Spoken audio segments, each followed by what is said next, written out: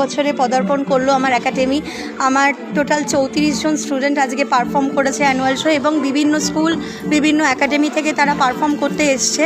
বাইরের অনেক স্কুল এসছে, বাইরের অনেক একাডেমি এসছে, এবং যোধপুর গার্লস স্কুল পারফর্ম করেছে, যেখানে আমি নিজে তালিম দিয়েছি। এবং আমাদের এখানে life time achievement award Sunil জেঠুকে দেওয়া হচ্ছে, আমাদের একাডেমির মানে জ্যেষ্ঠ কর্ণধরকে। আর তাছাড়া আমাদের অনুষ্ঠান আপনারা তো পোর্টালে দেখতেই পাবেন। এবং এই কায়িক পারিশ্রমিকতে আমার পুরো ছাত্রীরা সবাই অঙ্গাঙ্গিভাবে যুক্ত, তাদের গার্জেন্সরা যুক্ত, এবং আমাদের যে গার্জেন্সরা আছেন তাদের মধ্যে থেকে একটা একতা বন্ডিং কাজ করেছে, স্টুডেন্টদের মধ্যে একটা একতা বন্ডিং কাজ করেছে। সেই পারফরমেন্স আপনারা দেখতেই পাচ্ছেন। এবং আগামী দিন আমরা আরও অনুষ্ঠান করলে আপনাদের চ্যানেলকে অবশ্যই জানাবো, এবং আরও অনুষ্ঠানের কিছু বাইটস আপনারা নিশ্চয়ই দেখতে পাবেন চ্যানেলের মাধ্যমে।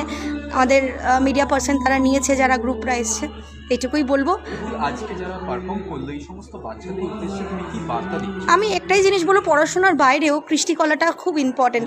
সবাই পড়াশোনায় ফার্স্ট সেকেন্ড থার্ড গোল অ্যাচিভ করতে পারে না, কিন্তু নাচে তো করতে পারে, গানে তো করতে পারে, আঁকায় তো করতে পারে। কৃষ্টি আমাদের সাংস্কৃতিক দিকটাকে এগিয়ে নিয়ে যাচ্ছে। সেই সাংস্কৃতিক দিককে এগিয়ে নিয়ে যাওয়ার জন্যই আজকে আমরা এত কায়িক পরিশ্রম করছি, যাতে আমাদের সৃষ্টি কৃষ্টির মাধ্যমে মঞ্চে প্রকাশ পায়।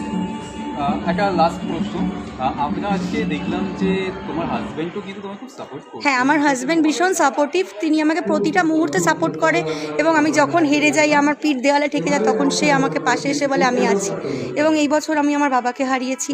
আমার মা অসুস্থ, মা হসপিটালে 11 দিন ছিল। তারপরেও আমি ভেবেছিলাম যে অনুষ্ঠানটা পিছাবো, কিন্তু আমার মা অসুস্থ অবস্থায়, সে ক্যান্সার পেশেন্ট, সে বলেছে না, পিছিয়ে যাওয়ার কোনো জায়গা নেই, তোমার সাথে অনেকগুলো বাচ্চার স্বপ্ন যুক্ত, তাদের স্বপ্ন তুমি বন্ধ করতে পারো না, তুমি স্বার্থকপর হতে পারো না।